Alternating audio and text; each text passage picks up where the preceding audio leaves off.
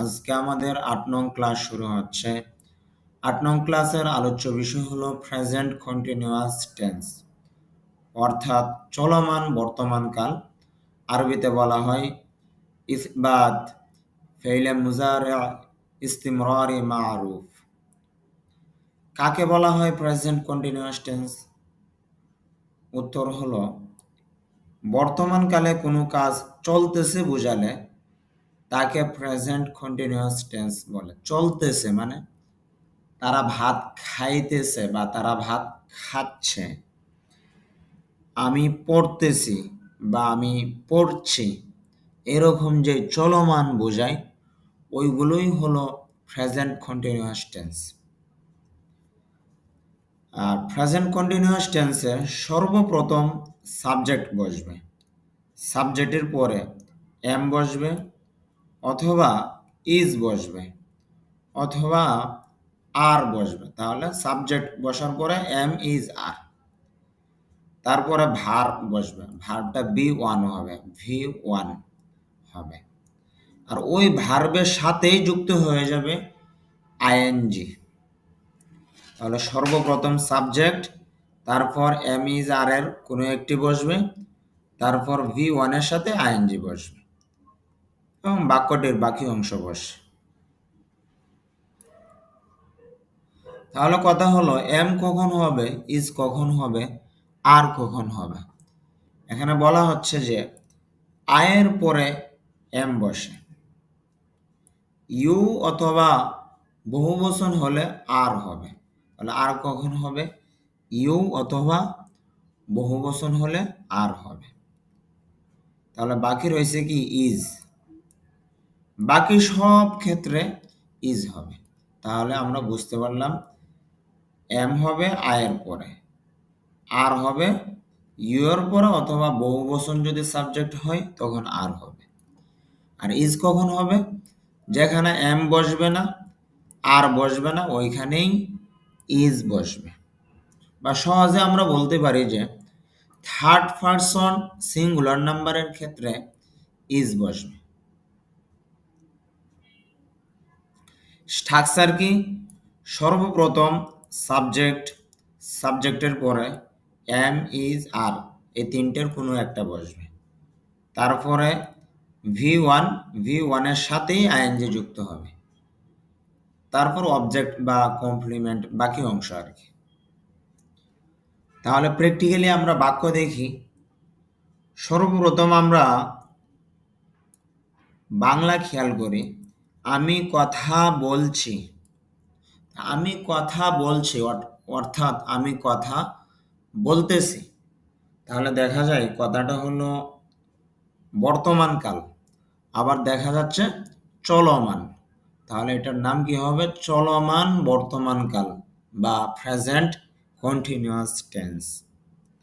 এটাকে ইংরেজি করার সময় সর্বপ্রথম সাবজেক্ট বসবে। সাবজেক্ট বসাইলাম আই, আমির ইংলিশ আই। আর আমরা জানি এখানে আয়ের পরে এম বসবে, এই হিসাবে এম বসাইলাম, আই এম। তারপরে ভার বসবে ভি1, তাহলে বসাইলাম ঠক, আই এম ঠক। আর পরে বলা হয়েছে যে ভার্বের সাথেই আইএনজি যুক্ত হবে, মানে একদম সাথে। তাহলে ঠক থেকে ঠকিং, আইএনজি যুক্ত হয়ে গেছে, আই এম ঠকিং, আমি কথা বলছি। এখানে অবজেক্ট নেই, অবজেক্ট দেইনি, সবসময় অবজেক্টের প্রয়োজন হয় না। আচ্ছা, তাহলে আমরা জানি আয়ের পরে এম বসে, এম বসাইলাম। আচ্ছা, আর কখন হবে দেখেন, ইউ আর টকিং, তুমি কথা বলছ বা বলতেছ।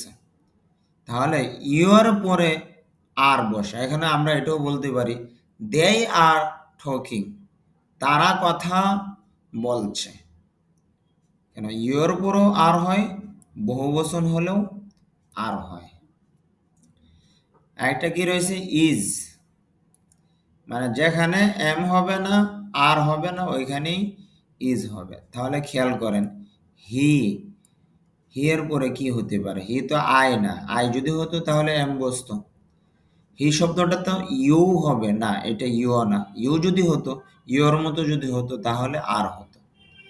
হি অর্থ সে, এটা তো বহুবচন না। বহুবচন যদি হতো তাহলে আর হতো। তাহলে দেখা যায় হি এর পরে এম বসা যাচ্ছে না, আর বসানো যাচ্ছে না, তাহলে ডাইরেক্ট ইজ বসিয়ে দিব, বাকি সব ক্ষেত্রে ইজ হবে। তাহলে খেয়াল করেন, হি ইজ টকিং, সে কথা বলছে। আচ্ছা, এগুলোকে আমরা সংক্ষিপ্তভাবে বলতে পারি। যেমন I am solving, I am, এটাকে আই এমকে আরো সংক্ষিপ্ত করা যায় আইম, এটা উঠায় দিয়ে এভাবে বলা যায় আইম, আইম। অনেকে বলে আম টকিং, না আম না, আইম হবে। তাহলে হবে কি, আইম সলভিং, আমি সমাধান করছি, দ্য প্রবলেমস, সমস্যাগুলো। I am solving the problems, আমি সমস্যাগুলো সমাধান করছি। I am waiting for my friends, আমি আমার বন্ধুদের জন্য অপেক্ষা করছি। I am thinking about the matter, আমি বিষয়টি নিয়ে চিন্তা করছি। I am practising English with my friends, আমি আমার বন্ধুদের সঙ্গে ইংরেজি চর্চা করছি। আই এম গোয়িং, আমি যাচ্ছি, টু ক্লাস, ক্লাসে। I am going to class, আমি ক্লাসে যাচ্ছি। আই এম কামিং, আমি আসছি। I am taking preparation for my exam, I am taking preparation, আমি প্রস্তুতি নিচ্ছি, ফর মাই এক্সাম, আমার পরীক্ষার জন্য। I am taking preparation for my exam, আমি আমার পরীক্ষার জন্য প্রস্তুতি নিচ্ছি। I am spending time, spend time মানে সময় কাটানো, আর স্পেন্ডিং আইএনজি হবে যেহেতু present continuous tense. I am spending time, আমি সময় কাটাচ্ছি, উইথ মাই ফ্রেন্ডস, আমার বন্ধুদের সাথে। I am spending time with my friends, আমি আমার বন্ধুদের সঙ্গে সময় কাটাচ্ছি। I am considering, considering, consider মানে বিবেচনা করা, কনসিডারিং আমি বিবেচনা করছি বা করতেছি। ইউর ম্যাটার, তোমার বিষয়টি। I am considering your matter, আমি তোমার বিষয়টি বিবেচনা করছি।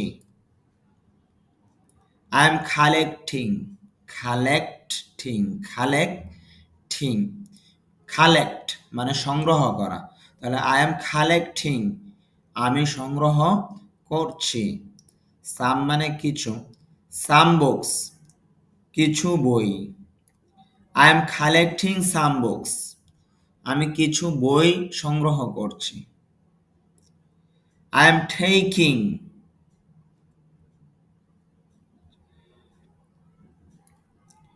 I am taking my dinner, আমি রাতের খাবার খাচ্ছি। টেক নেওয়া, খাওয়া অর্থও আসে, এই হিসাবে এখানে টেকিং খাওয়া অর্থে আসবে আর কি। I am taking my dinner, আমি রাতের খাবার খাচ্ছি। আই এম ট্রাইং, আমি চেষ্টা করছি। টু ইমপ্রুভ, উন্নত করতে, টু ভার্বের পূর্বে টু আসছে এই জন্য তে অর্থ আসবে। টু ইমপ্রুভ, উন্নত করতে। মাই স্কিলস, আমার দক্ষতা। I am trying to improve my skills, আমি আমার দক্ষতা উন্নত করার চেষ্টা করছি। আচ্ছা, ইউর পরে কি হয়, আর হয়। ইউ আর লার্নিং, তুমি শিখছো ইংলিশ, ইংরেজি। ইউ আর লার্নিং ইংলিশ, তুমি ইংরেজি শিখছ। You are reading a newspaper, তুমি একটি পত্রিকা পড়ছ। You are preparing for your exam, you are preparing, তুমি প্রস্তুতি নিচ্ছ, ফর ইউর এক্সাম, তোমার পরীক্ষার জন্য। You are preparing for your exam, তুমি তোমার পরীক্ষার জন্য প্রস্তুতি নিচ্ছ। You are helping, you are helping, তুমি সাহায্য করছো। ইউর ফ্রেন্ড, তোমার বন্ধুকে। You are helping your friend, তুমি তোমার বন্ধুকে সাহায্য করছো। হি ইজ ট্রাইং, সে চেষ্টা করছে। টু সলভ, সমাধান করতে। দ্য প্রবলেমস, সমস্যাগুলো। হি ইজ বলতে পারি বা হিজও বলা যায়, সমস্যা নেই। He is trying to solve the problems, সে সমস্যাগুলো সমাধান করার চেষ্টা করছে। হি ইজকে আমরা হিজ বলতে পারি এইভাবে, হি ইজ না বলে হিজ, মানে স্পোকেন ইংলিশে যত তাড়াতাড়ি করা যায় আর কি, শর্ট ফর্ম ব্যবহার করলেই ভালো।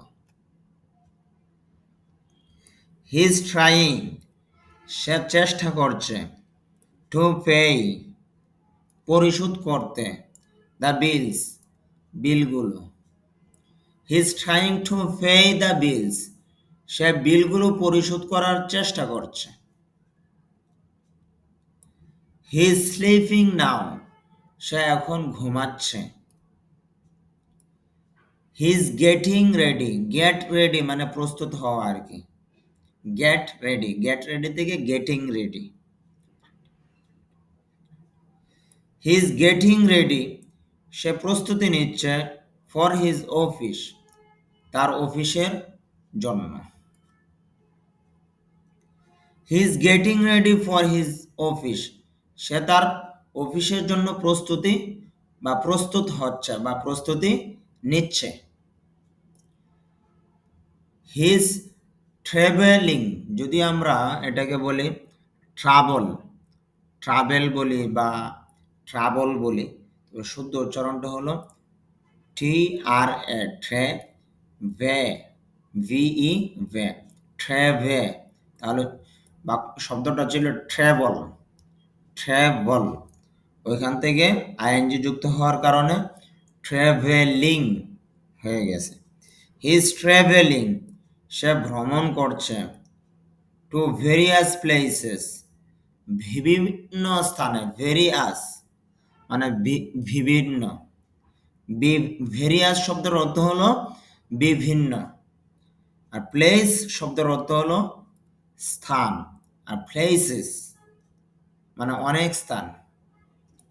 হি is travelling to various places, সে বিভিন্ন স্থানে ভ্রমণ করছে। হি ইজ ওয়েস্টিং, ওয়েস্ট শব্দের অর্থ হলো নষ্ট করা। হি ইজ ওয়েস্টিং, সে নষ্ট করছে। হিজ টাইম, তার সময়। He is wasting his time, সে তার সময় নষ্ট করছে। হি ইজ মেকিং ফুড, সে খাবার তৈরি করছে। দে আর মানে বহুবচন যদি হয় তাহলে কি হবে, আর হবে। এটাকে দেয়ারও বলা যায়, দে আরকে সংক্ষিপ্তভাবে। দে আর কামিং, তারা আসছে। টু মিট, সাক্ষাৎ করতে। এখানে ছিল উইথ ইউ, তোমার সাথে, তবে মিটের পরে কখনো উইথ বসে না, এই জন্য এখানে উইথটা বসানো যাবে না, উইথ এখানে বসানো যাবে না। They are coming to meet you, তারা তোমার সাথে দেখা করতে আসছে। দে আর লার্নিং, তারা শিখছে। আর নিউ ল্যাঙ্গুয়েজ, একটি নতুন ভাষা। They are learning a new language, তারা একটি নতুন ভাষা শিখছে। দে আর ওয়েটিং, তারা অপেক্ষা করছে। ফর দেয়ার টিচার, তাদের শিক্ষকের জন্য। They are waiting for their teacher, তারা তাদের শিক্ষকের জন্য অপেক্ষা করছে। দে আর মেকিং, তারা তৈরি করছে। আ ভিডিও, একটি ভিডিও। ফর, যদিও এটাকে আমরা উচ্চারণ বলি সোশ্যাল, সোশ্যাল, আসলে সোশ্যাল হবে না, উচ্চারণটা হবে দেখেন সো, প্রথমে স্ট্রেস মার্ক আছে মানে ডাকা হবে সো, এরপরও স সাউন্ড, সোশ্যাল, তাহলে উচ্চারণটা হবে সোশ্যাল, সোশ্যাল মানে সামাজিক আর কি, বা বাংলা যেটা আমরা বলি সোশ্যাল বলি আর কি।